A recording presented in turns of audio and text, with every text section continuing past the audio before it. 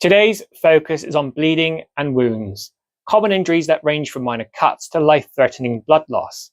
The key priorities are to control the bleeding, prevent infection, and to monitor for shock.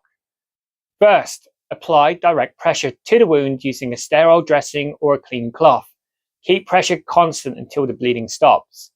If possible, raise the injured limb above the heart level to slow the blood flow.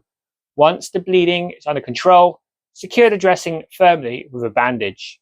Do not remove embedded objects. Instead, pad around them and bandage to keep them in place.